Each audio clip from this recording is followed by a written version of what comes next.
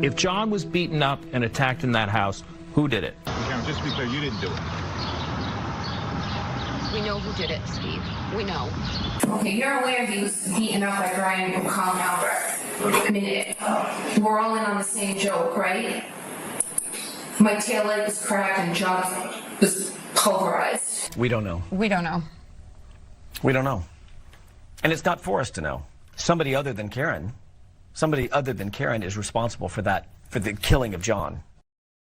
Take flight, heartbreak, echoes, lonely cry, in the cold, hard light. Guitar soars through the stormy skies, a melody.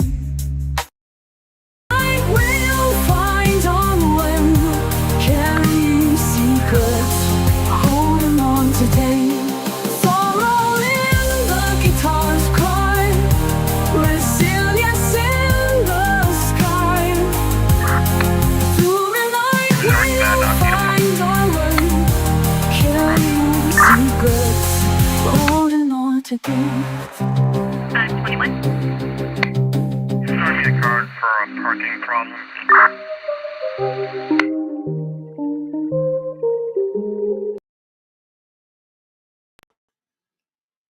Okay, good evening, everybody. I have a couple of our regular panel members on in a few minutes and a new special guest today. And we're not going to talk about Karen Read except for the first couple minutes. So just bear with me. I think a lot of us want to move on from this topic, but there are things that are still ongoing. So I actually meant to come on about a few minutes ago. And what I wanted to, and I got to jump to this first. All right. What I wanted to talk about, so I was just watching for the last 10 minutes, Attorney Alessi and David Yannetti are on Canfin Confidential. And the question that just came to Yannetti particularly was from the host of the show, who asked, he read the statement from the McCabe's and the Alberts about how innocent people have been accused of crimes and wild conspiracy theories. And he asked David Yannetti to react to it. And David Yannetti's reaction was utterly cowardly, dishonest. He compared Turtle, and the question started with Turtle Boy. They said, you know, Turtle Boy has been charged with witness intimidation, and he's connected to you in the defense. And Yannetti denied it, and Yannetti said that Turtle Boy was someone comparable to a 60 Minutes reporter who used to go and knock on doors.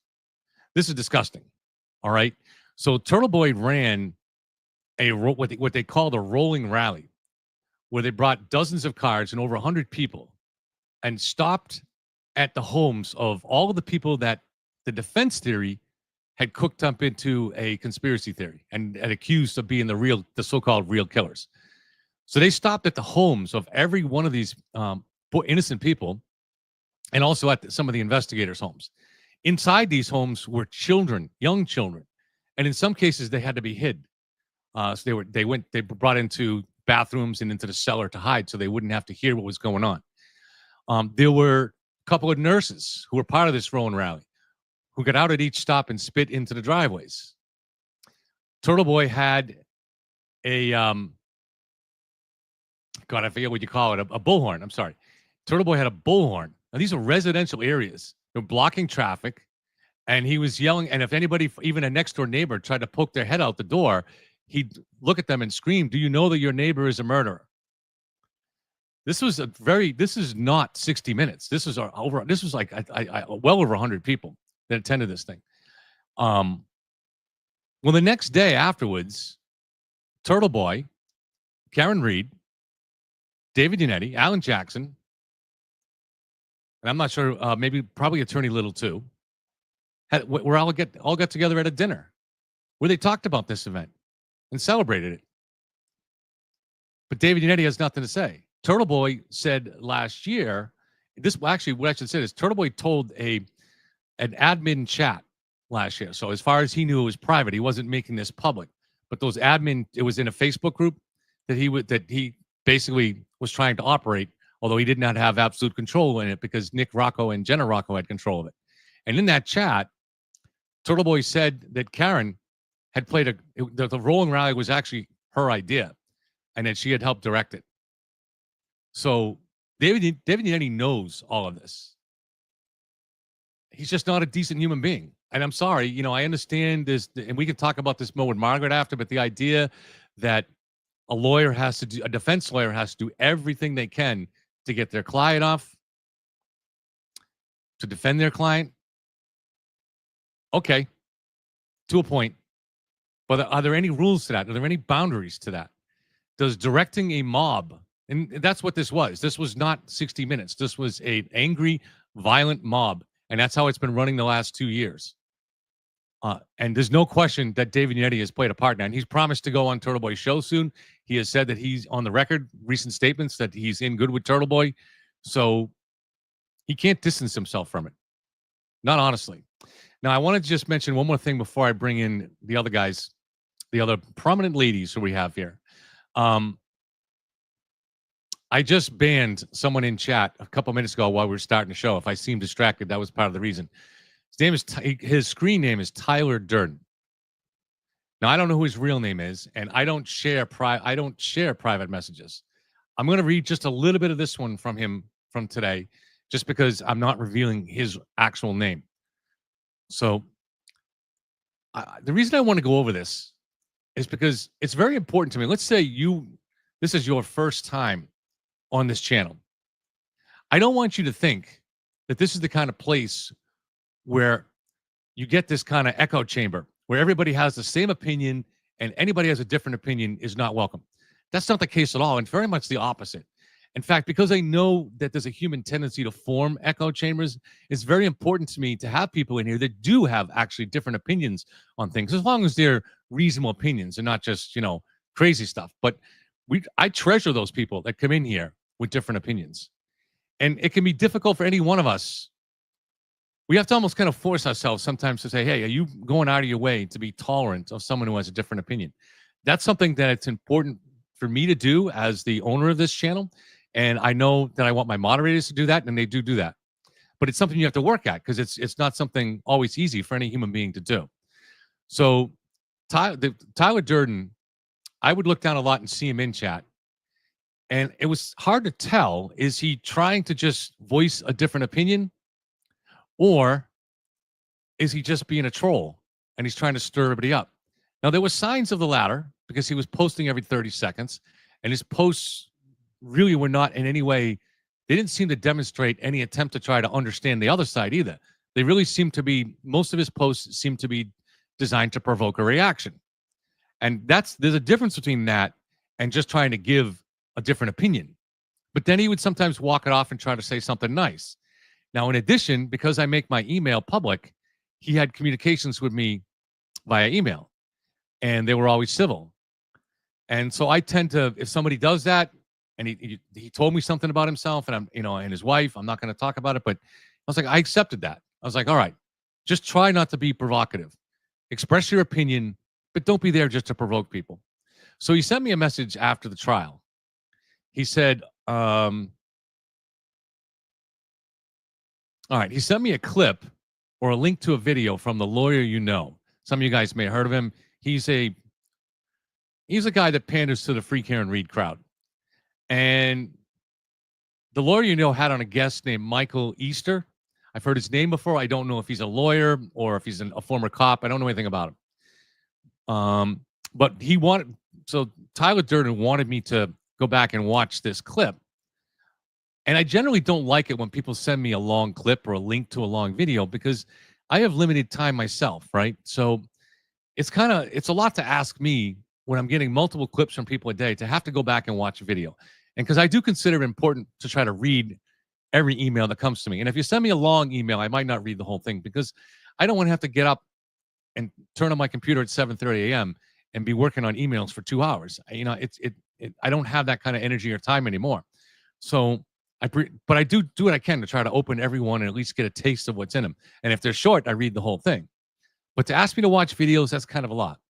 But when he asked me to do this, I didn't reject it. What I said was, I'll consider looking at this. But I will look at this on one condition only. I want you to go back and look at the timeline from the morning of John's death. And you tell me, and I'm going to give you the timeline here. He should know it by now because we've not only outlined it on the channel many times, but it was outlined in the trial. But I'm going to give you the timeline of where the Lexus was all day before that main piece of taillight was found at 5:45 p.m., 16 hours after John was struck. You tell me where in that timeline that Lexus could potentially have been tampered with, and you tell me when somebody could have gone to the crime scene and buried those taillight pieces 3 feet down in the snow.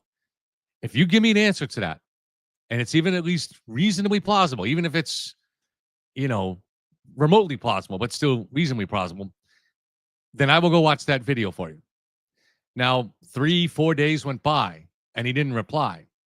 So finally, I sent him an email saying, I guess your lack of reply tells me that you don't really have an answer to that, do you?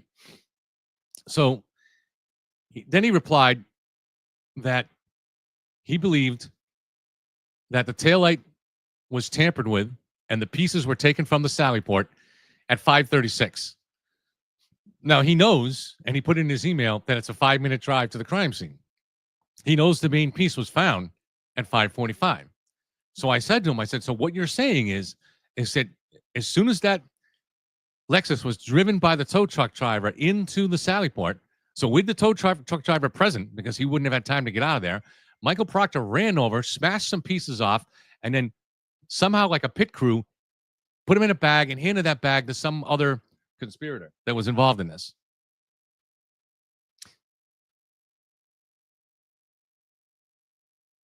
Yeah. So I'll be on to Kohberger in a second, I promise. I had to say this. So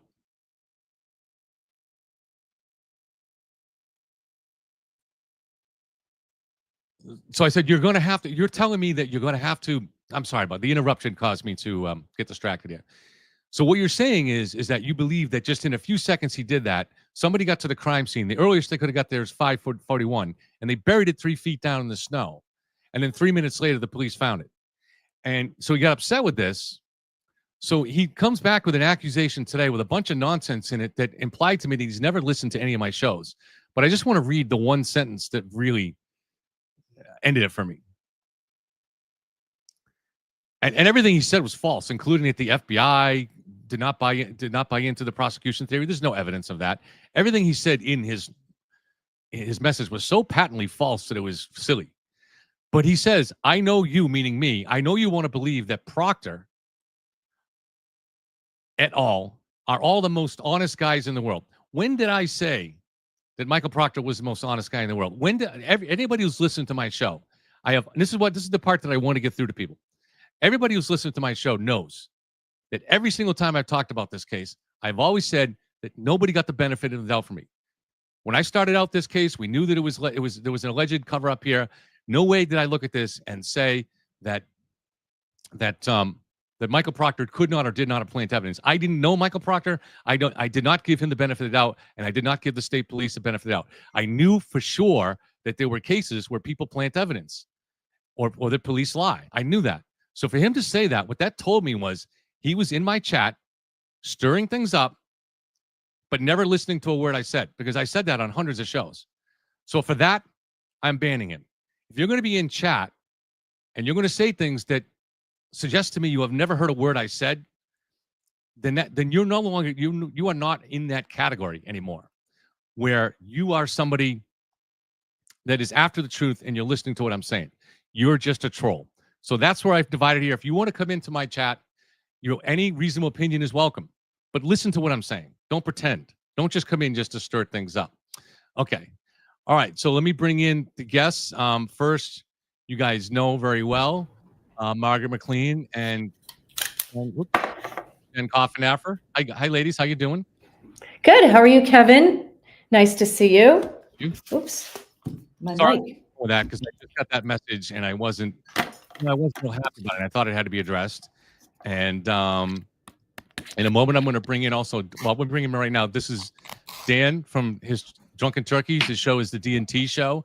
And he is, at this point, I think it's fair to call him an expert based on his research on the Bryan Kohberger case, and that's what we're going to be discussing today, because there's now been a plea deal worked out with Bryan Kohberger. And now I also want to bring in my first time meeting her. Let me see if I got her in right. Christine, do we have you in right? Let's make sure you can hear me properly. Christine, thank you very much for joining us. And Christine is someone who is a victim's advocate. For reasons, she suffered a personal tragedy in her family, and she's going to speak to us tonight about what the family members of the victims of Bryan Kohberger are now not going to have to go through because of this plea deal. And I think that's important for people to understand. So maybe we should go first just to Dan, though, because Dan is an expert on this case. Dan, have you spoken to any of the family members in this case? Yeah, I've spoken to the Gonsalves family. I have not spoken to them since the plea deal. I reached out to them and said, I'm sorry for what you're going through. They've put out some statements showing that they didn't like what was going on as far as the plea deal goes. They wanted the full justice, the full extent of justice in this case. I don't blame them. You know what I'm saying? And so they're a little bit, upset right now. And so I reached out just kind of saying, hey, sorry for the way the rulings and stuff came down. I think in the end, though, it's just a tough situation. I think they want to make sure that everybody knows the truth and everybody knows that this guy is the guy that committed this crime. And I think that would probably meant more to them than the actual, like, the death penalty per se. The fact that they were going to be able to prove without a shadow of a doubt, that way they could put a stop to all the conspiracy nonsense that they in fact got the right guy. Is an allocution a part of this plea deal, as far as you know, where he has to explain everything that happened that day? As of now, no. All he has to do is plead guilty, and then part of that is that he's not going to appeal it. He's going to accept the 4 consecutive life sentences and spend the rest of his life behind bars. Okay. Christine, I'm not sure how well you're following the Kohberger case, but I'm sure you know a lot about these plea deals and stuff like that. How do you feel about this plea deal?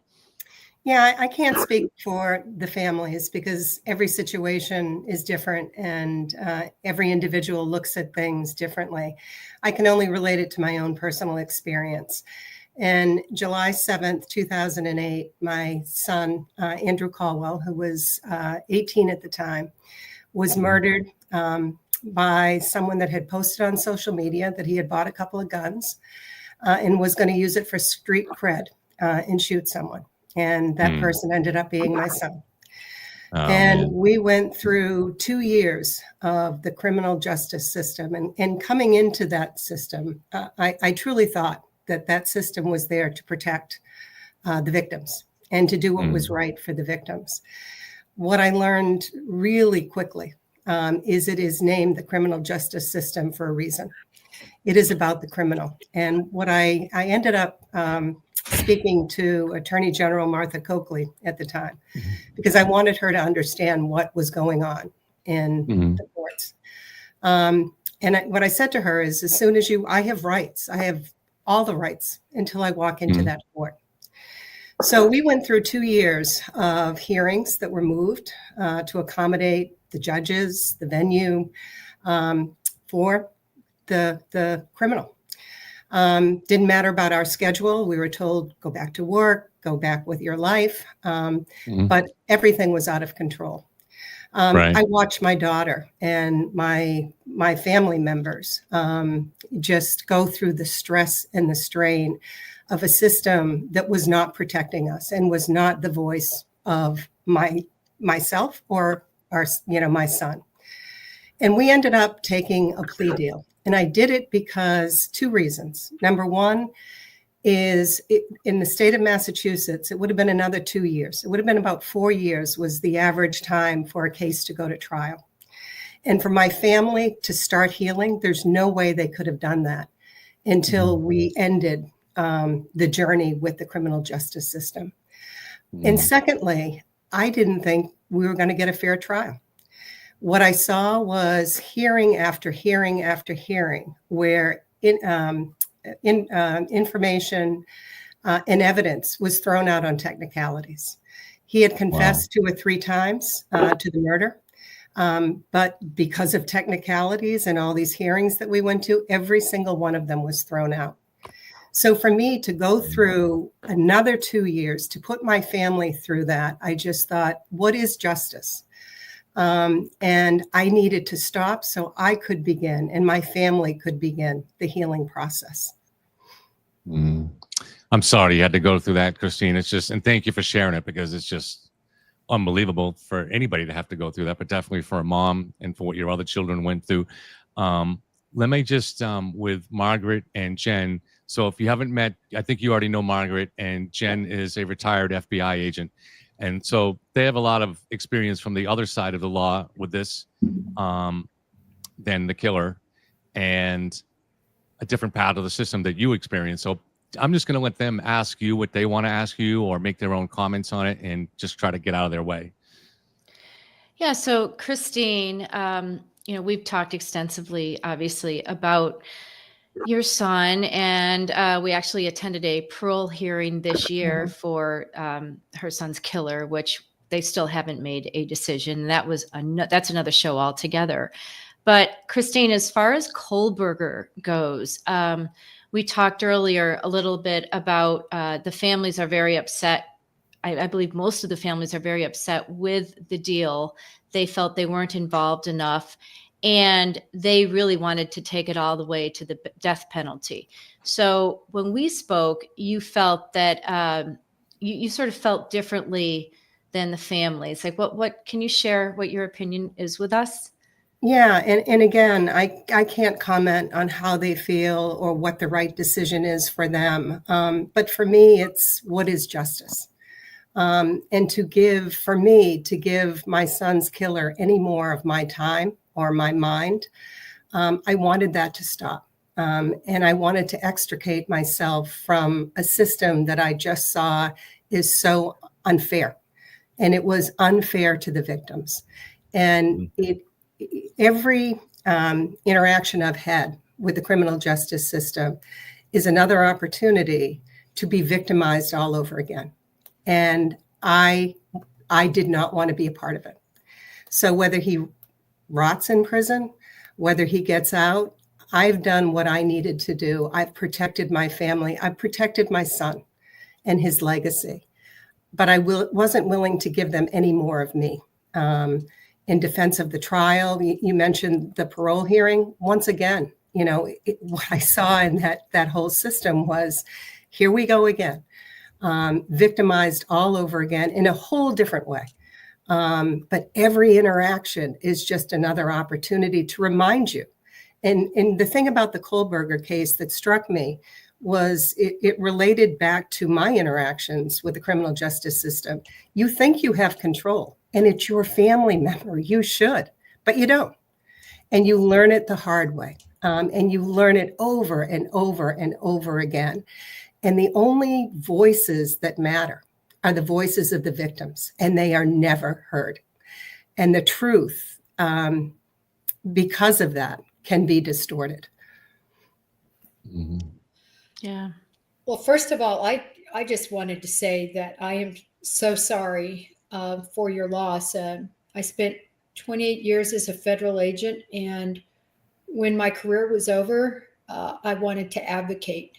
I wanted to help victims. I wanted to keep people from being victimized, set up a company to teach self-defense and things. And the only reason I say that is you are the very reason, at least personally, I'm even here. It's people like you, and seeing throughout my career, people just like you, not being treated fairly by the system. And as you said, the criminals getting treated the way the victims and the victims' family should. So I just want to express my condolences. Thank you. Say I'm glad you're here as a voice for the victim, because there's not enough voices for the victim. Believe me, we have recently learned that the voices for the people doing the wrongdoing is loud and proud and obnoxious, but for the victim, it's always quiet. I also wanted to say, at the Chapin family, which Ethan Chapin was one of the victims, he was at the house at the time. His family has very much taken the stance you've taken. They're very religious. They secreted themselves for, I believe, 2 months after the tragedy happened, and just came together as a family and said no more. We're not going to be a part of this. We're going to let it go on. We're going to stay away from it. So you stand with others. Thank you. Dan, does this sound consistent, Christine's experience, or do you think what Christine is saying would be helpful if you could pass that along to the families? I think a lot of families, probably most families that go through what Christine has gone through, had not gone through this before. And so we lost Dan. They had not. So they're going through it for the first. There you go. They're going through it for the first time. So I think it really helps to have someone that's an advocate like Christine, who could maybe give them a sense of. And of course, Christine's in a different state. This is Massachusetts here, so hopefully things are a little bit better in Idaho. But do you think it would help a lot of these victims in that situation to be in touch with somebody like Christine? I think so. And I think that there's a victim, they have a victim advocate as well. You know, I just think at the end of the day, what they've gone through this entire process, you know, it makes them feel a certain way. You know, they've been gagged, they've been ridiculed online. There's been a lot of things that the Gonzalez family have gone through that is just unreasonable, for one. And then at the hands as well, to a certain aspect from the prosecution. Like, for instance, I knew of a situation where there was some footage that was almost that had captured something, and that this footage had almost lapsed. It almost got recorded over. And if it wasn't for them continually harping law enforcement and the prosecution there to go get that documents or to go get those videos, it almost got recorded over. Or was lost, because I think it only had like a X amount of day retention time. And so they've had a lot of those type of issues throughout this entire time. I mean, even from the moment that they got notified of the murders, they found out through their other children's friends that they lost their daughter and their daughter's best friend. When they would contact law enforcement or when they called police, they were told not to go anywhere, not to say anything. They weren't given any information. It wasn't until 4:00 when they were finally had somebody come by and say, "Hey, she's gone. It was a homicide, not drug related or anything else. And here's a number for a detective to call in the next day." And so, this entire process for them has been, from what I understand, it seems kind of like cold almost to a certain extent. And to you, Ms. Abrams, I want to say my condolences for your son. Thank you. Thank you. And what I will say is, Andrew was killed. It'll be 17 years next week. So social media was very different. They were just, people were just starting to use Facebook. I created a cocoon, and that's the only way I can describe it, around myself, because of the hateful comments that I would get even as the mother. And for me, it's always about, again, the victimization and blaming the victim and doing it so that you're different. That would never happen to my child, or, I would never be in that situation. And it was horrifying. It was absolutely horrifying. But for me, what got me through it was a couple of things. Number one, in Massachusetts, we have an organization called the Garden of Peace. And I joined that about 2 years after Andrew was killed. And it's to memorialize and give voices to victims of homicide. And I met people there, because one of the things I kept thinking was, how do you get through this? And because everyone I met, the answer is you don't. But I met some extraordinary people through that organization. But the other thing I had, and that helped me throughout this, was I was blessed with family and friends and a network around me that really literally held me up until I could walk. But they gave me power. As I said, I tried to get into Coakley. That was one of my things, because I kept saying, this is wrong, this is wrong. But I kept saying, this isn't you. We had victims advocates that were angels on earth. I mean, but they had no power once I walked into that courtroom. I needed to talk to someone that oversaw it, that could do something. And I told my friends, that's what I want. Send emails, write letters. That's how I got in to see Coakley. They said that they'd never seen anything like it. And that meeting probably didn't change anything, but the meeting was supposed to be 10 minutes and it lasted an hour. And she read all of my writings, because after every hearing I would write and I would try to observe, as an outsider, because I wanted people to understand just how poorly we treat the victims in this Commonwealth. It was interesting too, that one of the things you were saying was that the reason you made the plea deal was your fear that they were not going to be able to get the conviction. No. And we see the risk of that in the Karen Reed case, where there was a mountain of evidence and they weren't able to get it.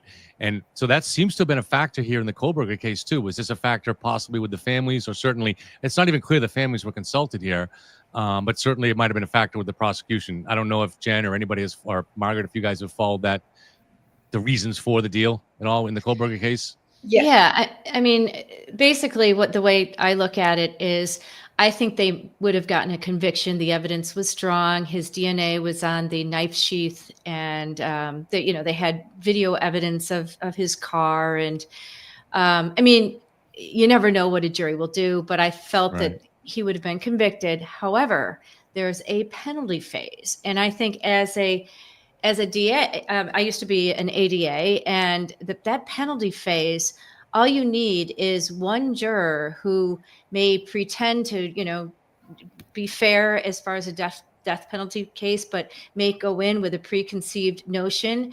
And then you had the fact that he was on the autism spectrum, that was going to come up. I was afraid that the penalty phase would be a hung jury, and that, I mean, that might have been tried 2 or 3 times, and to put the family through that. So I think that's maybe what the government was thinking about. Plus, remember, the appeals process goes on year after year after year. So it's maybe 10 years or so until he's finally put to death by firing squad. So, I mean, it's not even about the money that it would cost the government, which would be a lot. But in this case, he's going to plea out to 4 consecutive life terms for the 4 murders, and he will not be allowed to appeal anything. So he'll be in prison. And I think prison's going to be rough on him based on what he did. Like, look at Whitey Bulger. I mean, Whitey Bulger didn't get the death penalty. He got life, but his eyes were gouged out in prison. So that's pretty tough to go through. And I wouldn't be surprised if that happened to Bryan Kohberger. Jen, is it unusual? No, go ahead, Dan. Go ahead. So from what I understand, the defense reached out to the prosecution asking for the plea. There wasn't one that was offered to them up until that point. I know that when I interviewed Steve, he had mentioned that in Idaho, they have to notify them, or at least, I guess, have some form of input from them when it comes to that. And when I had interviewed him, he had told me at that point that there was not one that was offered from the state to Bryan Kohberger as of yet, because they weren't told of one. And so from what I understand, is they were contacted like late Friday night. And that's interesting. Yeah, they were told that the defense team had reached out and wanted to take a plea.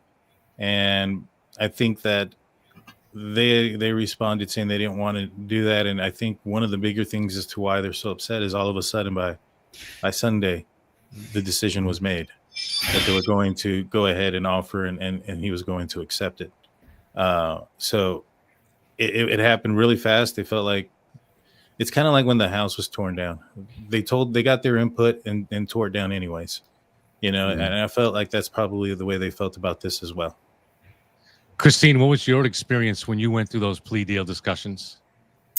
Ours was, and again, I can't help but notice or just kind of speak to the differences in terms of multiple families just versus just, my husband and my ex-husband now and I. Yeah. We did have, it was the prosecution's decision, but we did have input. I have to say that we did have input, but I will also say that it was after I met with Attorney General Coakley. So I think that we had pushed and we had gotten the attention of just how poorly the system had treated us for 2 years and running. And at that point, and I will say that my ex-husband at the time didn't want to take it. And when we went, Margaret mentioned we just went to our parole hearing for my son's killer. What I found out through this process is, in hindsight, it was the best decision we could have made, because in the state of Massachusetts, they passed a law not that long ago that if you are under the age of, I think, 19 or 20, there is no life without parole. So he would have been up even if he was convicted. And again, with all the evidence that was thrown out and the way that the defense had worked that legal system, I had lost confidence that we would get a fair trial.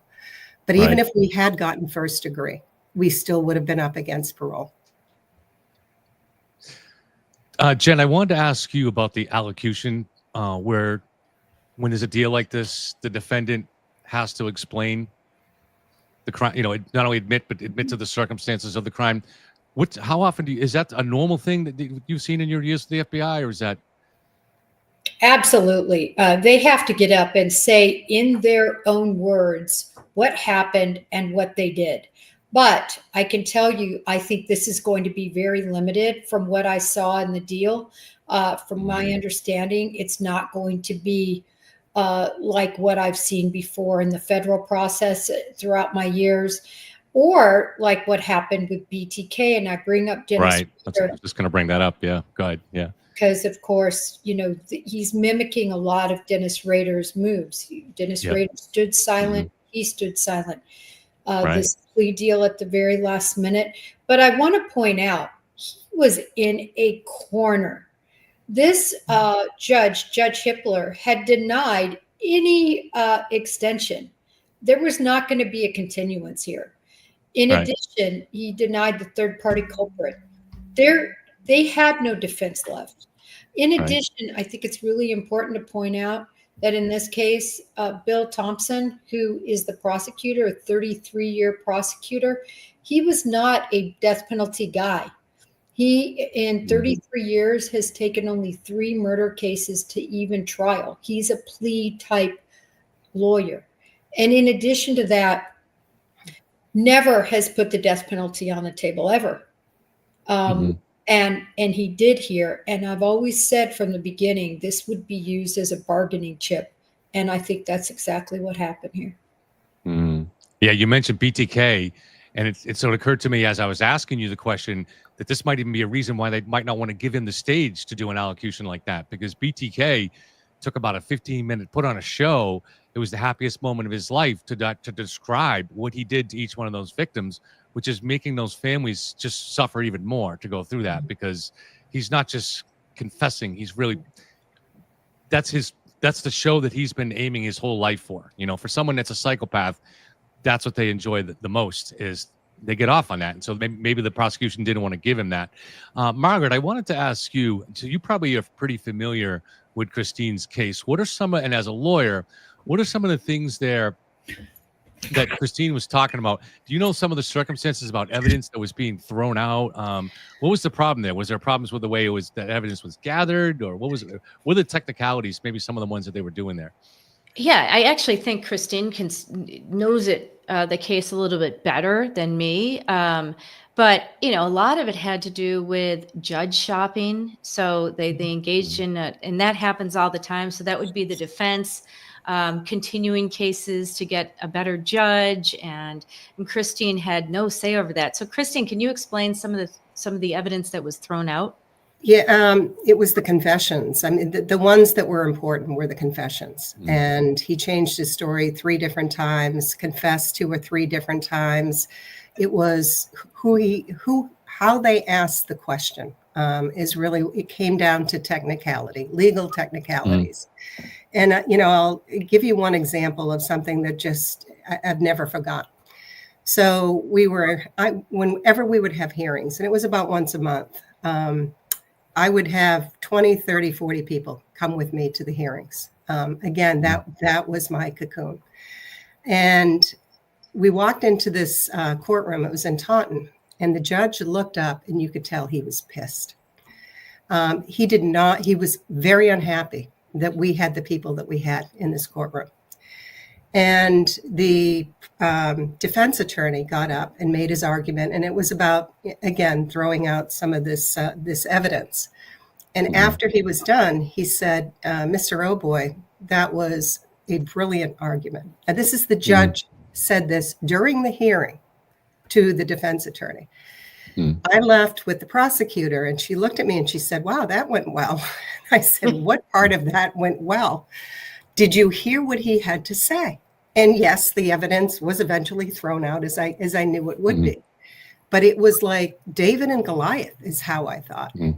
That the prosecutor that we had underpaid, overworked. And it was just a system that was not set up for success or support of the victims. Was the physical evidence or data, that kind of stuff, enough there? Because that's a difference here. So Bryan Kohberger has not confessed until this plea deal. So that's the main difference between his case and the killer of your son. Was there a strong case to be made there based on the evidence? Well, it was always second degree. It was, he got into the backseat of my son's car, pulled out a gun and shot him. And he said, well, that there was another person in the car, that there was a struggle. So that was the evidence of what he admitted to at one point or different points that was thrown out. What he did, how he did it. So there was no, they never found the gun. I guess he destroyed it and put it in dumpsters along the way, which we just found out. But so it wasn't so much the physical evidence as it was his confessions and what he admitted to during and after the crime. But there was an eyewitness, though. So there were several eyewitnesses. There were kids the amount of calls that the police station had within like moments of my son's death. They said they'd never seen anything like it. yeah. There was a lot of community and kids, people that were there, people that saw him take off, people that saw he attended a party. He went to a party and left after he shot my son, and only left because someone walked in and said, you killed my friend, and he had to leave the party then. But this is, again, just pathological. Right. So one of the topics that I made for the thumbnail tonight and anticipated for the show was the idea of that someone like a Bryan Kohberger is a budding serial killer, and someone that would have fantasized about killing for many, many years, probably going back to his teenage years, his adolescent years. That's kind of common for these kind of killers. And so first of all, I guess we can see if you guys agree with that, and we can go to Dan first. Obviously, he has studied it more. But also, if you agree with that, was there a point along the way that either made him go in that direction, or if he was already kind of born with a predilection to go in that direction, or something happened early in his life to get him in that direction? Is there something that could have made him stop along the way? Was there something could have made him put on the brakes? Dan, do you believe that was inside him? Was that monster always in him? That one's a difficult question to answer. I think that he's always struggled with who he was, and I think he's always had an unusual awareness of the lack of remorse, the lack of empathy, and the lack of feelings that he had. I think he tried to find himself in a lot of things. I think he was a movie buff. He talked about when he mentioned birthing hips, that's from a movie. Even some of the pictures that he's taken, or the selfie with the headphones, kind of similar to American Psycho, and a lot of those type of things. So I think he So yes, he was going through some things, right? And he was getting kicked out of school at WSU or losing his job. But when he purchased the K-bar knife, it was at the height of his life. You know, he had just got his master's degree. He was got the recommendation for the PhD program. That's really interesting. He had just gone from, you know, being a heroin addict, and he changed his life. And this was probably the highest moment in his life. So, you know, I think that, you know, when people say, was it because somebody rejected him or somebody, you know, did this to him or whatever the case may have been, I think that could be possible.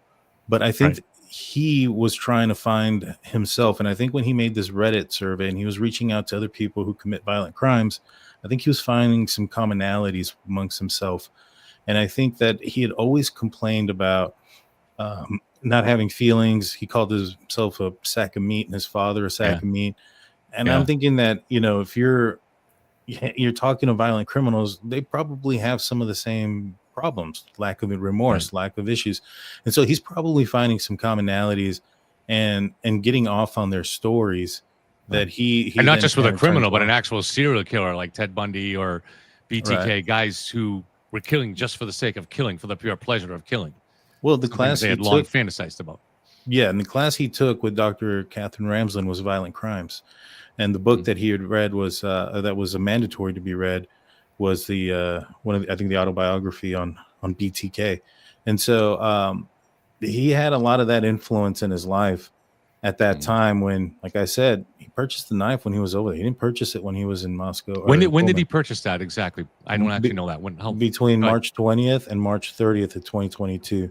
So around the time that he's doing the Reddit survey. And explain what the Reddit survey. Okay. Yeah, can you explain to everybody what the Reddit survey was?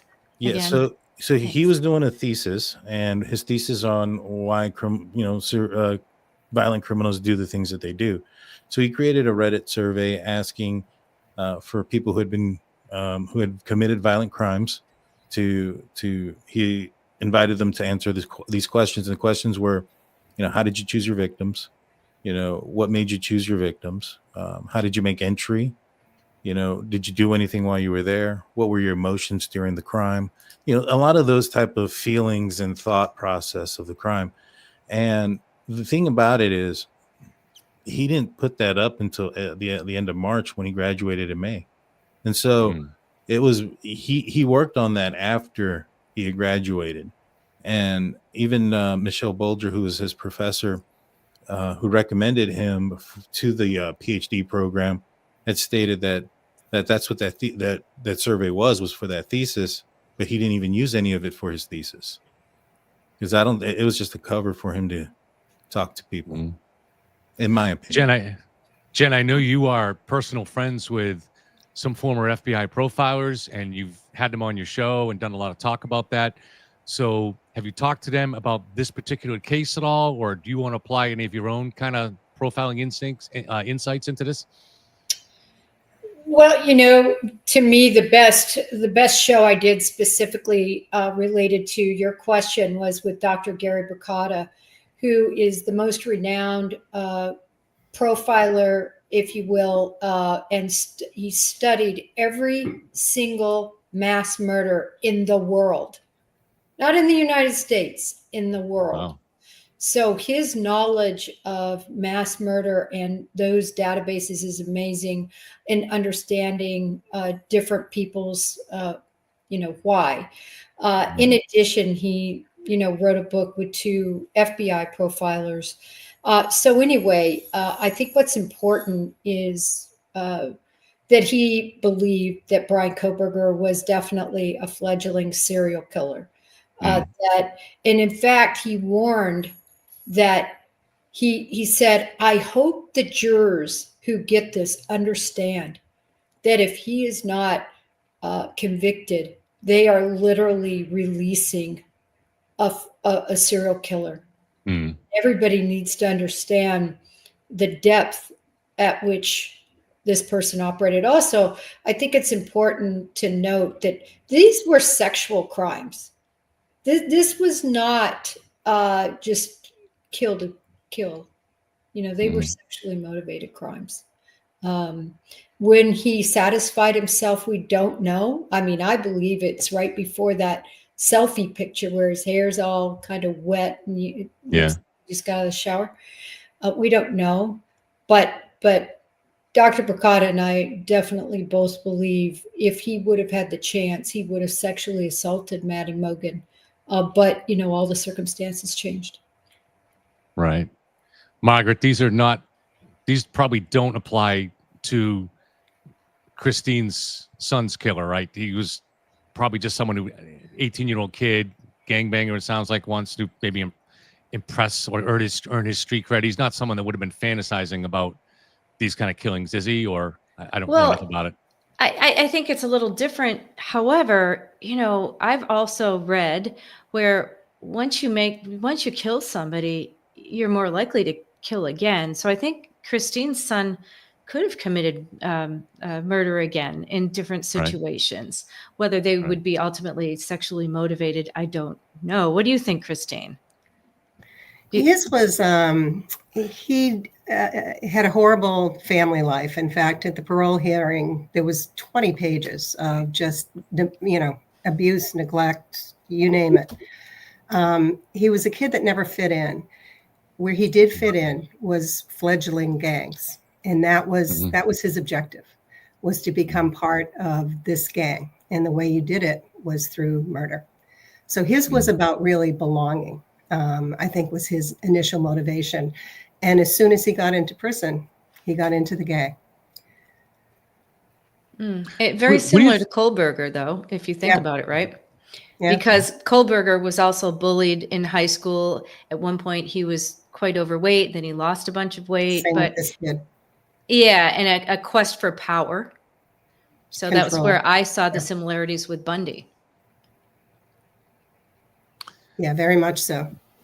What do you guys think about, and particularly Christine, but Rachel Rollins, for example, former U.S. attorney and former Boston prosecutor here, was pushing for, based on studies, she was pushing for the idea that boys under the age of 21 who committed murder should not be sentenced as adults because the male brain is not fully formed until I think the age of 23 or something, or in my case, the age of 53. But, what do you guys think about that? Does that seem unfair, or does that seem, beyond the science, or what do you think?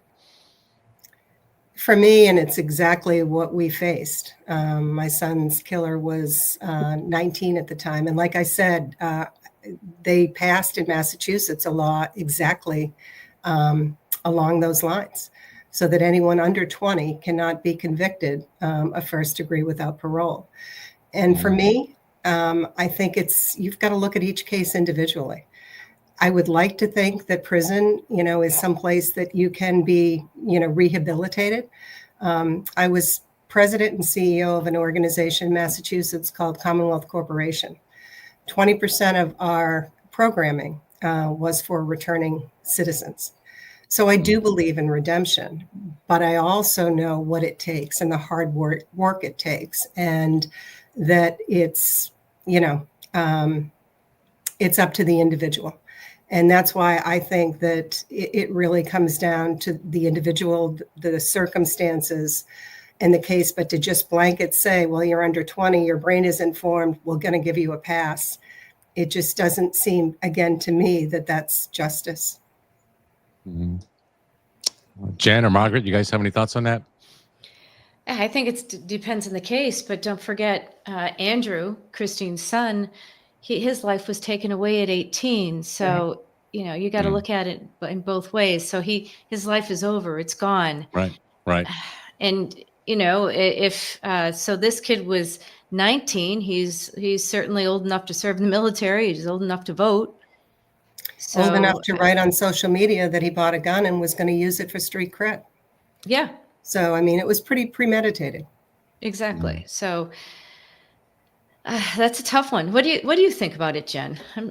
I have really strong views on this that probably the audience and nobody here maybe is going to like, but I worked gangs on the street for 6 years, and we took down 48 individual Crip gang members and associates and federally tried them and worked the case after I interviewed them all at multiple times to understand everything, their language, why the whole thing. And these, for the most part, except Princell and Kevin, these guys are monsters. And they are made monsters by the treatment of their family. They're thrown out when they're 6, 7, 8 years old. So hard to work these crimes and see how these kids are treated. Going into the house, roaches coming out of babies' ears, roaches everywhere. Absolutely the most criminal treatment of children you've ever seen. Crack all over. It's horrible. They never have a chance. Having said that, they turn, and they turn ugly. They have no empathy. They don't care. They would soon slice your throat. One case, they grabbed ankles and would slice your Achilles tendon.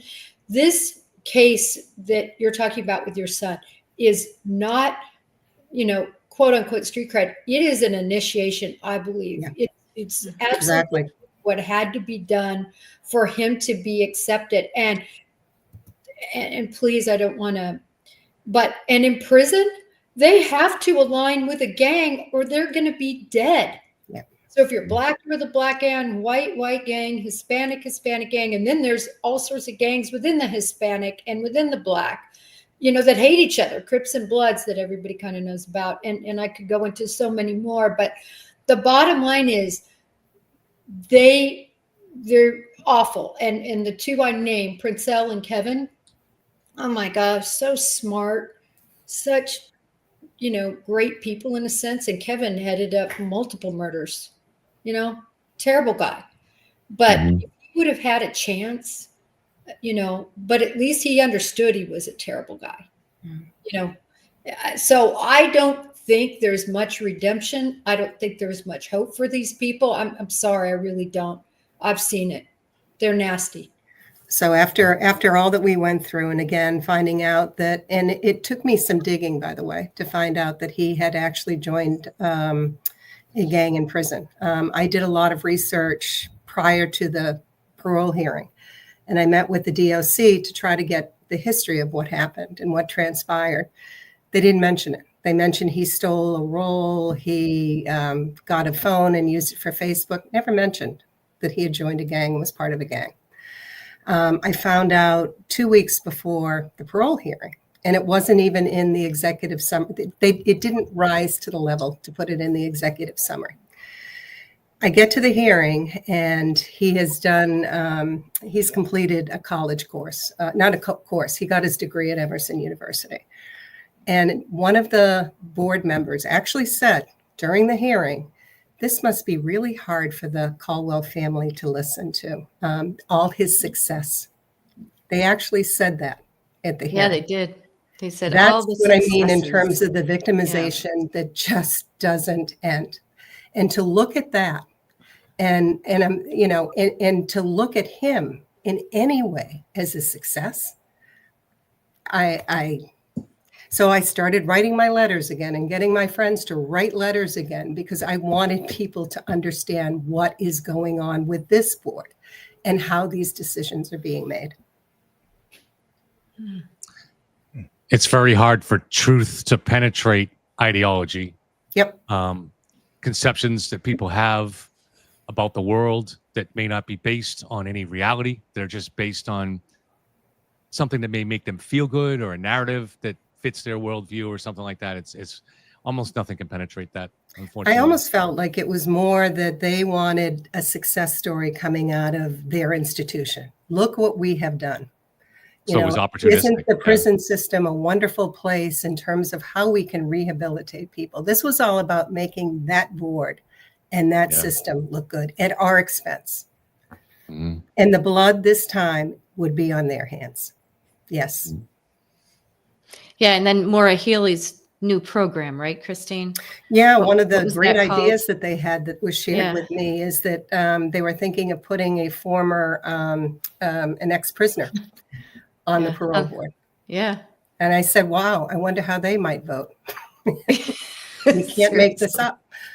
I mean, it's crazy. So, Dan, back to Bryan Kohberger. When he was in high school, he became a heroin addict. But there's no evidence that he ever had any interest in any gang activity, right?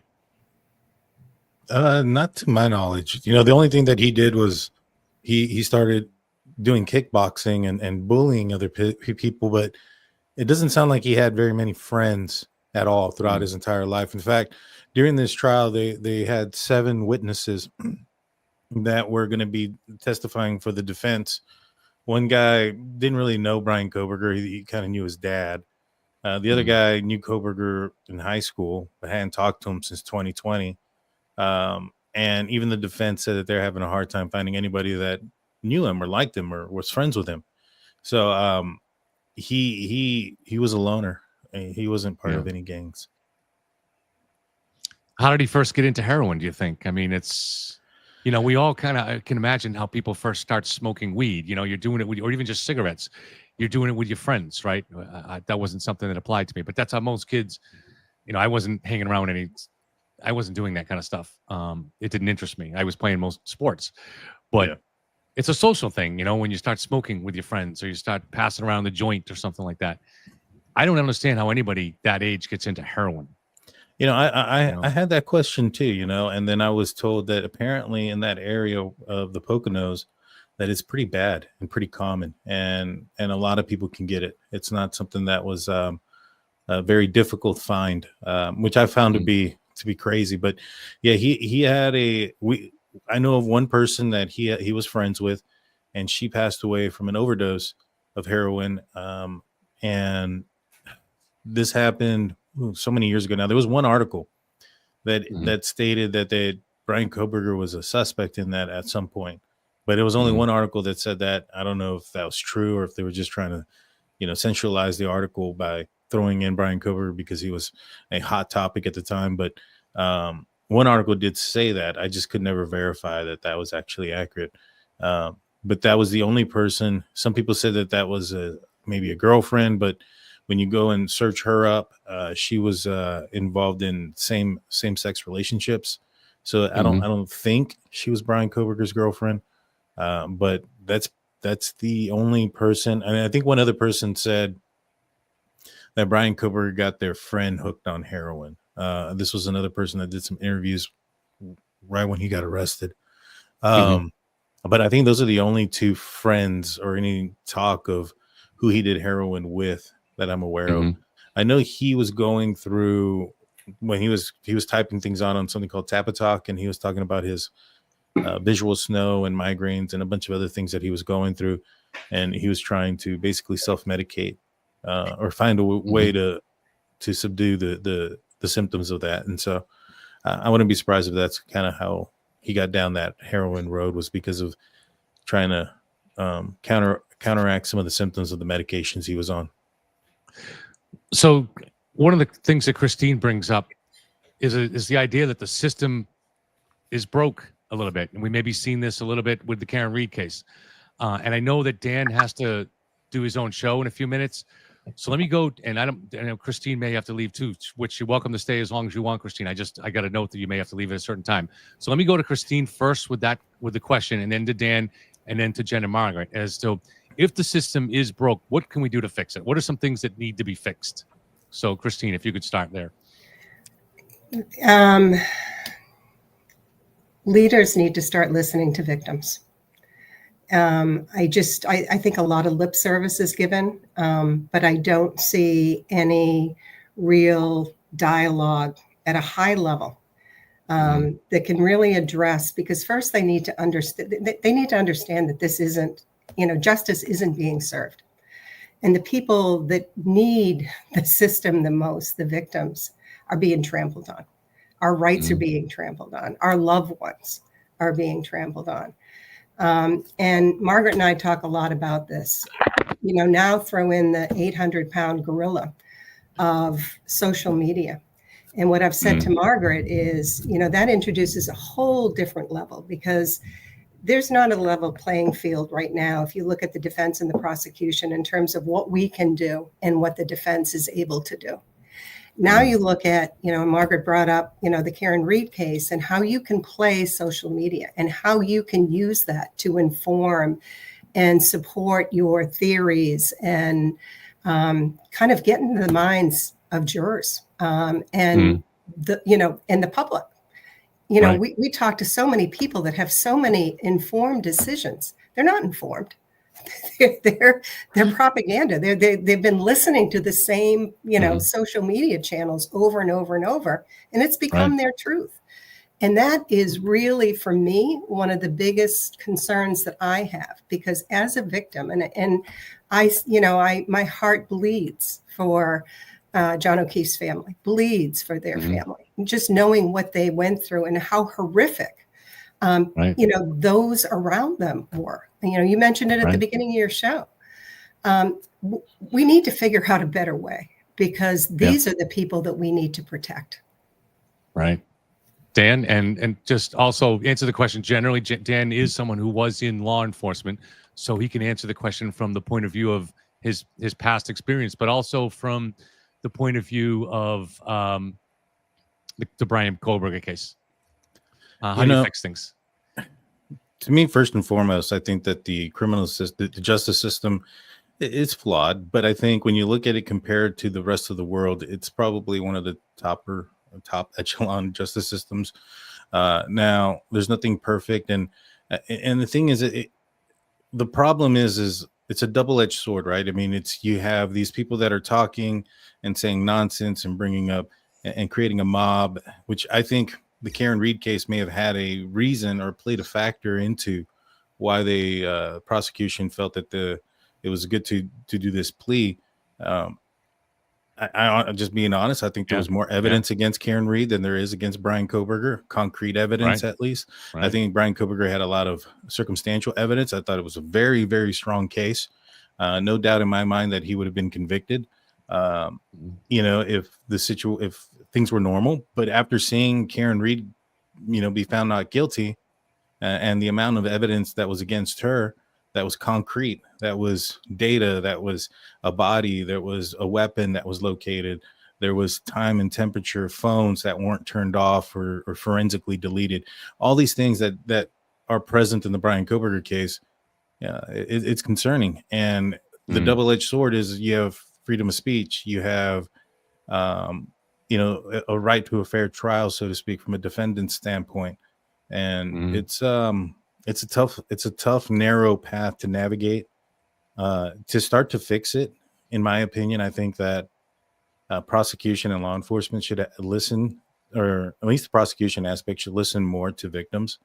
I hear it often when, a plea is taken, and a prosecutor will say, well, there was no guarantee there was going to be any justice. Some justice is better than no justice. And to some people, I think it's more about the principle of putting up your best effort forward and proving your case. And I think in this case, I think that's where some of the victims, stand on, is that they would have liked the opportunity for them to do something versus just kind of throwing the towel, so to speak. Even though this is a conviction, this guy's never going to get out. He's never going to see never breathe a breath of fresh, free air ever again. Right. And so, those things exist, but, it's tough. But I think listening to victims is probably would be top of the list. If they say no to a plea, and they want to go forward with it, it's their loved one that was taken, not the prosecutors. And so, the prosecutor is there to service the community and the victims, and, not just put a W on his belt. You know what I mean? Right. Yeah. Jen, how would you fix things? You probably got a lot. I know. I can guess one thing, but I'm not going to say it because I know what you're going to say. Jury. Go ahead, Jen. Jury. You have to change venue when you have adulterated jury pool. Period. You got to change venue. Second, you have to sequester. When you have a high-profile case, whether it's Kohberger or Delphi, whatever it might be, you have to change venue and you have to sequester. And then finally, I'm a big advocate, and you guys might not be, but I would love to see professional juries. I really would.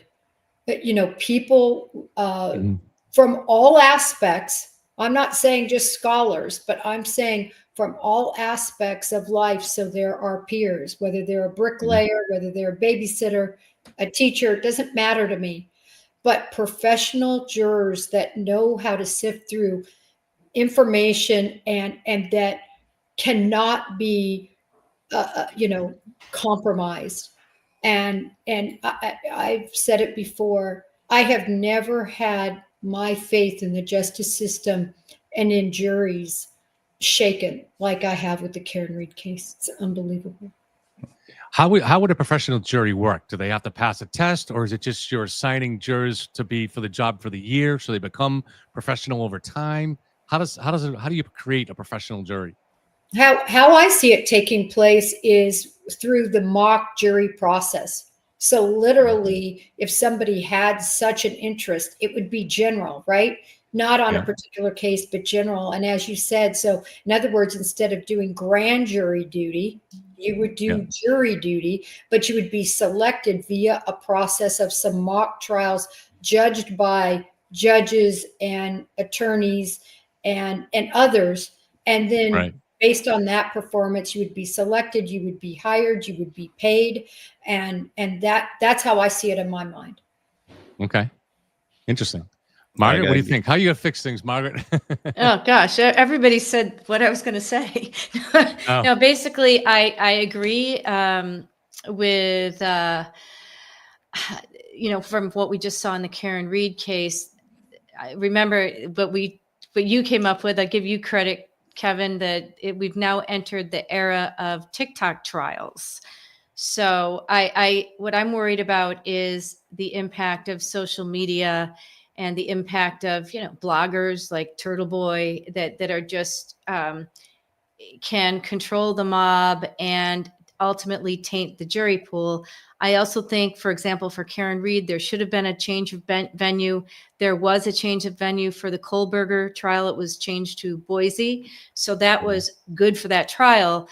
But I'm also wondering, yes, sequestration is another good idea in the high profile trials. The problem with sequestration is it costs the state a lot of money, so they don't do that anymore. I can't tell you the last time we had a jury sequestered. I also think that maybe we take the cameras out of the courtroom. What do you guys think about that? I mean, we all love to stream our trials, but maybe they don't belong in the courtroom. What do you guys think about that? I love it. You know, the only problem I have with it is the acceptance of the verdict. You know, Judge Hippler mentioned that in one of his hearings is that he wanted it to be public so that the public could accept the verdict, they could accept the evidence and know what happened. And so that's the only issue I have with taking the cameras out. You know, you want things to happen in the light, you know, absolutely, as much as possible. Exactly. Well, so that's the only thing on my end. Yeah, well, what they used to do is they would have these courtroom artists like they did in the Whitey Bulger trial, and then the certain news media would sit in, and they also have a certain spot for the public to sit in. And for Whitey Bulger, we had, I think, maybe 2 or 3 big rooms that you could go into the courthouse and actually watch the trial in the courthouse itself. So comparing the Whitey Bulger trial to the Karen Reed trial, I felt that it was better not having that camera in the courtroom because, you know, you still have the press there reporting and individuals can actually go into court and watch. Christine, if the defendant in your son's case, if that had gone to trial without a plea, would you have wanted cameras in the courtroom, or would you have been, well, you would have been there obviously to see what was going on anyway, so I guess there wasn't that level of mistrust, but would you have wanted cameras in the courtroom? Yeah, I think, no, no. I'm a little, what you would have seen is the reason my son was murdered. 2 years, a hearing every month. There wasn't one person that showed up for the defendant, the murderer, not one. Yeah. 2 months. I mean, in 2 years. And for me, it just showed that just spoke so loudly to me. Just in terms of where he came from, why he did what he did. And, the other reason I think is to keep the judges honest for what I've seen. Yeah. The comments that I heard, it would have been really nice if a camera had been there so that it's not me taking down notes that was just appalled. But that's what I other was thinking people as you can were see telling the that. light. Yep. Exactly. That's true. I wanted to preface what I said by two components. First of all, I would love them all to be taped and broadcast after the trial, so everybody can see what happened, but you can't have the palather. And also, I wanted to point out for all of you who may or may not know this, no federal trials like Diddy right now.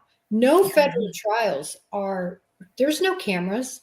Right. There's nothing. So this isn't sort of a unique concept. Normally, you don't have that in federal trials and in many other trials, like in Texas, it was a huge high profile, Armstrong, the one that shot the famous biker Mo and then fled off to Costa Rica. I don't know if you remember this. It was huge profile. And the judge said, there's not going to be cameras in here except for opening statements, closing statements, and the verdict. Other than that, but I would love to see everything taped, videotaped, and then that streamed after the conclusion. So everybody gets to see and there is transparency. We have to stop sensationalizing all of this and making it must-see TV. And I think if we can kind of get away from, I feel like we've turned this into the Kardashians. All these murder cases, and we're losing. And I kept saying to Margaret, we're losing the victims in all of this. We're sensationalizing all of this, but we're losing why we are here. And we've got to get back to, you were pointing out, a simpler time and just the focus on the facts and the victim. So you can answer this honestly, and please answer this honestly, Christine. Is what I'm doing or channels like what we're doing here, is this part of the problem or is this part of the solution or neither? I think you're presenting a different side of the argument that needs to be told, and a different story that needs to be told. There's, Turtle Boy and the minions that he has developed along the way. It's become a cottage industry, and it's all feeding off of each other. And you're having experts on with backgrounds and perspectives that I think people need to understand, they need to listen to, and they need to hear it. And I think there needs to be more of this type of dialogue than the sensational TikTok clips that we see over and over and over, and that have shaped in the Karen Reed trial. And the fact that those jurors weren't sequestered, to me, was just, it blew my mind. It blew my mind. Right. And Jen has always said that for a couple of years. Yeah. I think they were tainted before the trial even started. Yeah, totally. Yeah, I agree with that.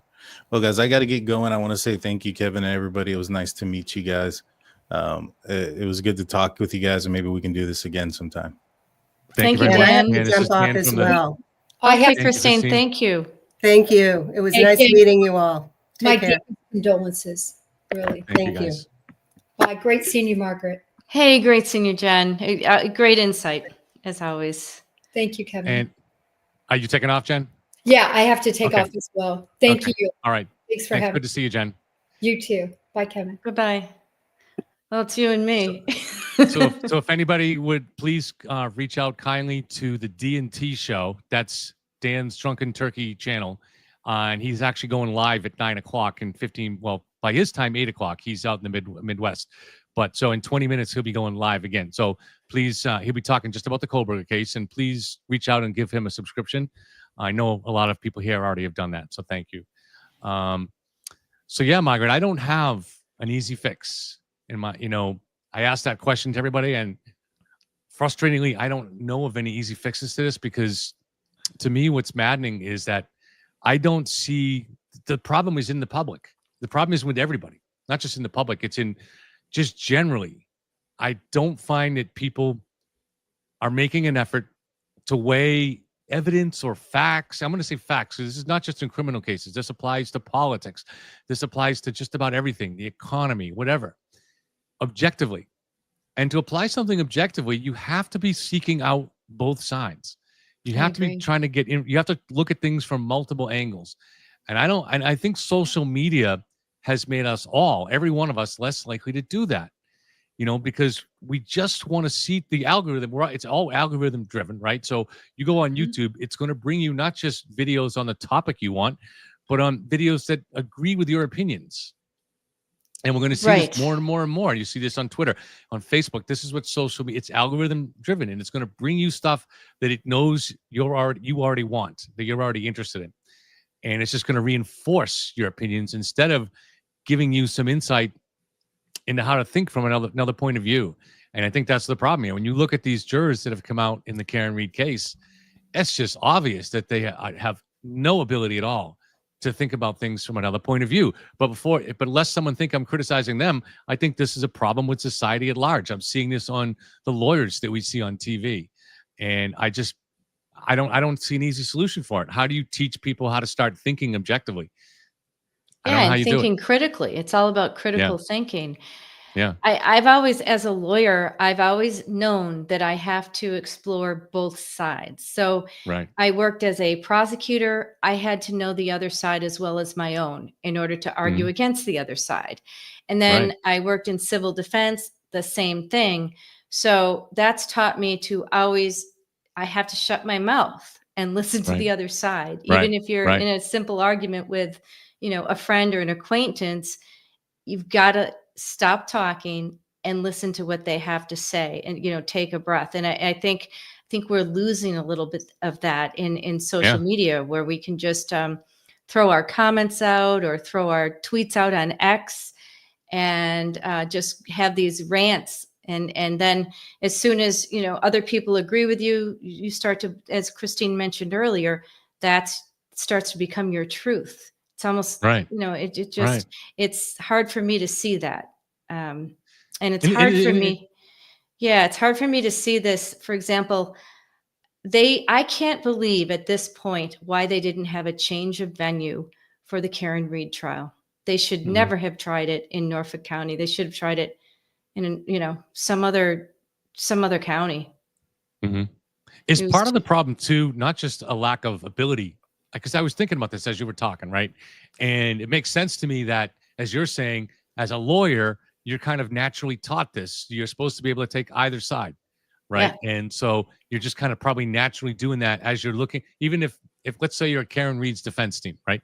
You're looking at each piece of evidence and saying, what's the prosecution going to do with this? What's it? Or if I ask a question this way, and the answer comes out a little bit different, how's the prosecution going to do with this? So what are different ways a jury might interpret this? So you're consistently trying to look at things from both sides. But yet I'm seeing that a lot of lawyers that we're on with Court TV don't do that or don't seem able to do that. And so my question is the problem that they're not able to do it, or is the problem that they don't want to do it, or they're unwilling to do it? Is there a problem with courage? So if somebody goes on Court TV with me and Nick Rocco, and there's another lawyer on there, I won't mention any names, right?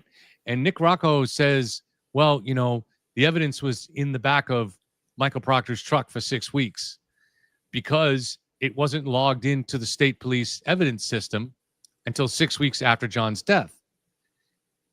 If you're an honest lawyer and you know something about the way the law works at Massachusetts, don't you at least, even though you're on Nick's side or you're there alleged, because you're a defense lawyer and you're supposed to defend that side of things, don't you say, wait a minute, Nick, that's not really true. That's not how it works. The evidence is going to go to the evidence room at the DA's office. And it's only later logged into the state police lab because they have a special lab that's going to analyze the evidence. Like, for instance, look at John's shirt or something like that. But it's not going to go there until it's transferred to those specialized labs that a district attorney's office would not have. So isn't it on them to just be honest and say, no, listen, I'm on your side, Nick. I believe Karen might be innocent here, but that's not quite accurate. Isn't that part of the problem here? People don't have the guts to tell. Yeah, or it's very possible that the lawyer you're talking about wasn't really familiar with the case and took Nick's words as true. I mean, which But aren't they? Wouldn't they be familiar generally with prosecution cases? yeah, I mean, you know? you would think so. I mean, but Nick would say that with such conviction.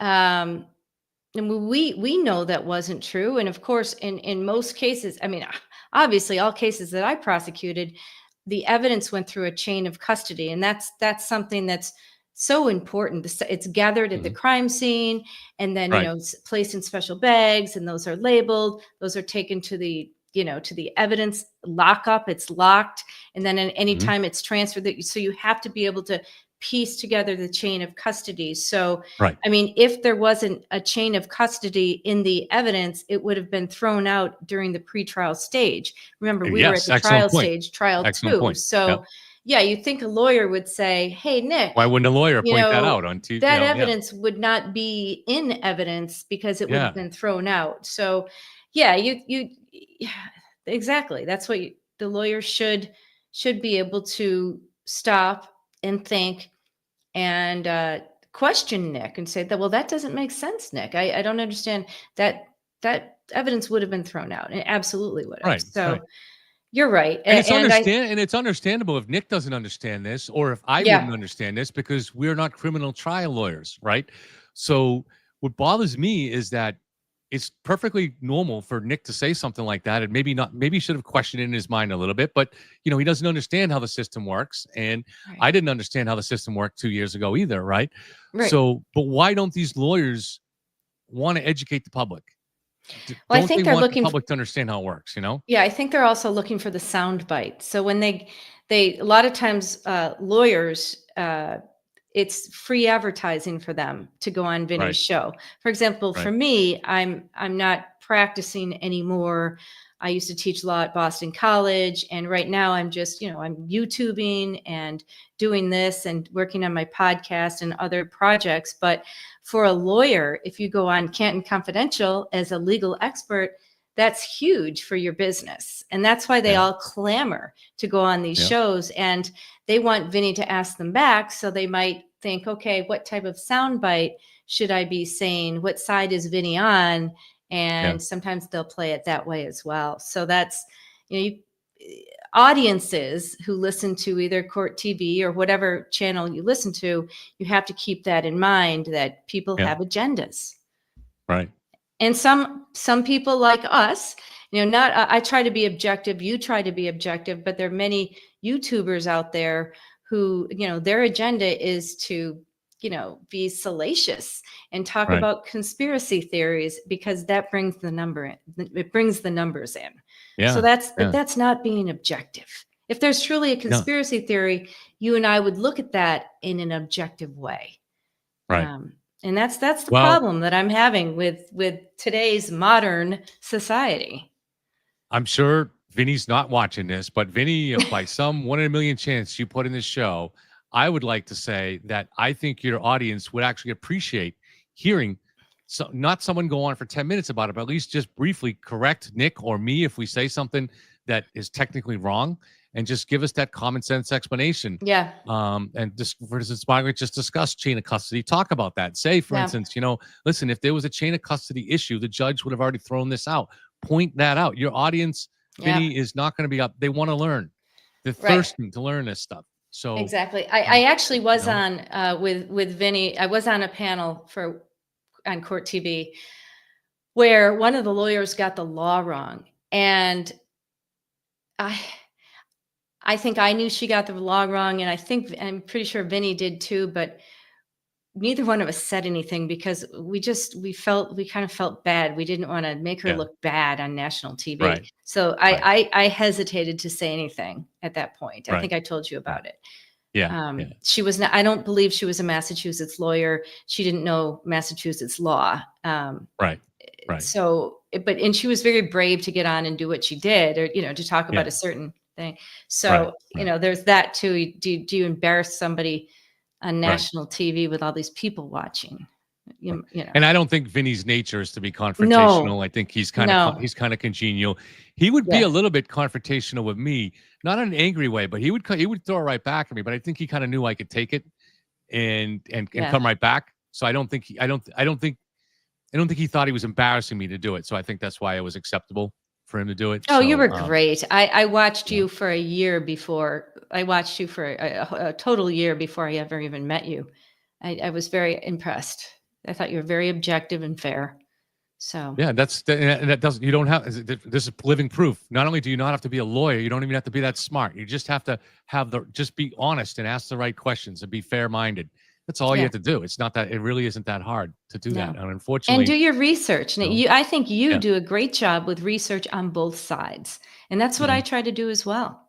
So I think people appreciate that. So, and it comes down to asking questions, right? A lot of times just, you got to ask some questions. And exactly. You know, so when you're first confronted with a conspiracy theory, like the Karen Reed one, you ask the question, why would they put a living person out on their own lawn, unconscious, to die on purpose, and just feet from the street?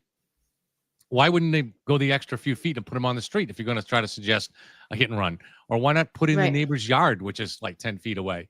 So I didn't really, why don't people ask questions like that? That's right. And there was a railroad track behind the house. Why not take it down there as if he ran into the railroad track, Yeah, it's I think there are a lot of people out there who did look at the case objectively and found and followed the evidence. But there are certainly a lot who still think Chloe, the dog, is gone, like off this earth somewhere, and they still think that the Alberts ripped out bloody rugs, and but they're just rumors, and it's certainly not true. So. Thank you for the donation artworks, and I want to put up this image nice. for you to look at. So Margaret knows that been working with some other people on a project called the AI Cold Case Desk, and so the idea is to start, as you guys have seen it, follow this channel, put more of a focus on unsolved cases, and I think a lot of people are interested in that. For me, I can focus more on the puzzle aspect of a case, whereas it's more just, disturbing to talk to the victims. Like, it's hard to talk to someone like Christine because she's such a great person, you could tell, and she's very intelligent. And to have to go through what she went through, it's important for us to hear about it, right? So you want to hear about it, but at the same time, it's like, oh man, this is awful, But if I can focus on the unsolved aspect of a case to try to figure it out, then my mind distances itself from the suffering aspect of the victims. And so this is something that we're working on, and the website is under construction and will be up soon. And I liked it. And you looked at it? Oh, that's right. I forgot. I looked at it. I like it very much, and I'd love to collaborate on it as well. And I think it's a great project, and it will also ultimately, though, hopefully bring some justice to families who don't know what happened to their loved ones. Because one of the things is that I think this is, I don't know, as a former prosecutor, you can give me a reaction to this, but I think that a great many cases, certainly cold cases, but even current cases, maybe the majority, especially in murder cases, are solved with the help of tips. Something where the police can't know that this person is out there until they come forward. And so what we want to do is encourage that process, because I actually have, strangely, and without even seeking tips, I'll get tips still to this day on cases that I covered a year and a half, 2.5 years ago. And but that's what police need. So we want to focus on this in a more organized and concerted, intentional way, and hope that as we bring attention to cases, people will come forward with tips, and then we will get them to law enforcement. And or if it's something where they're nervous, we'll talk to them first and say, all right, we're not sending you, we don't want to bring you into the limelight or anything like that. We're going to work with you and do it in a way that you're comfortable. So, for instance, if someone is a witness, they may be a little bit nervous about reaching out to law enforcement. So we'll have the discussion with you first, and then it'll be ultimately up to you if whatever you want to do. So, but this is a main goal of this is, so obviously it's a really unlikely to solve an old cold case. Any true crime channel would like to do it, but you never know. And it has happened before. And the public does have a huge input on this with their ideas, such as, what is that documentary? I'll be alone in the dark. Oh yeah. where she helped solve the Golden State Killer. Is it? Yeah. Yeah, that's Um, huge. you know, so there's been a lot of cases like that. So, we're not claiming we'll have that kind of success. That's obviously the highest level. But even if you just bring attention to a case that's been forgotten about for a long time, that means a lot to the families. That's true. That's I good. should have one asked way of Christine looking that. at it. Damn. Oh, well, we'll have her on again. Yeah, For I should have sure. asked her that. Although hers is obviously not unsolved, just so it's different. No, but she would but probably. she's actually extremely intelligent, as you could tell, and Yeah. she follows a lot of the cases that I follow because oftentimes I'll talk about them. I talked about Right. Kohberger, and she'll have knowledge of it, and she had quite a bit Right. of knowledge of it. I said, "Hey, why don't you come on?" And she's another objective person to have on. And you have to be like self-analytical. You have to be someone that is capable of looking in the mirror. I think Mhm. that's an important part of it, right? Yep. And when you're able to do that, that helps you be able to understand what other victims are going through because you're applying, even though their situation might be slightly different. So, as like for instance, in an unsolved case, you still know that family of that person dealing with an unsolved case, they're dealing with the justice system. They're directly with victims advocates and things like Yeah. that. And they may have frustrations that I wouldn't understand, but that Christine understands and she can apply Correct. that to it. Yeah. Oh, yeah. So, Oh, absolutely. So, how do you like this image? This one looks kind of good, huh? I love that image, by the way. That's You- that's really cool. I like the idea of the desk. I think that's very creative. It's excellent. You're a creative person. Well, the thing is once I've just Really put the are. name Cold K Desk. I don't Yeah. ask so these are AI generated, and I don't ask it Oh. to make a desk. But because I put the title in as Cold, it just kept putting a desk in. So finally, I said, "Oh, I guess I'm stuck with a desk." So let's I put. kind of like I a said, desk. I said, "Can you put a desk in an outdoor scene?" I think it actually made one. Let me see what it made. Now, would you have the AI cold case? Why would you put AI in it when it's not really AI? It's us. Well, so the I don't. reason, the initial reason for that was I like because open late. well, we were going to be associated with a company whose initials are AI. Oh, And so this was part of bringing them on board. And if not sure if that door is still open or closed, but in the chance that it's open, we'll keep the name. But if it's closed, yeah. but there's a value in that AI is hot right now, and Yeah, but as potentially long as they AI, don't think, I'm just worried that people might think that the whole thing is AI generated without, right. us behind the scenes. So that's just my initial thought. But anyway, All right. Well, well, I guess we can always talk. we can always try to change the name or something like that. Looks Oh, like I didn't then we even. should talk about it. Yeah. Yeah. Oh, that was from tonight. I guess I didn't like any of the outdoor images that it made. So, It's funny.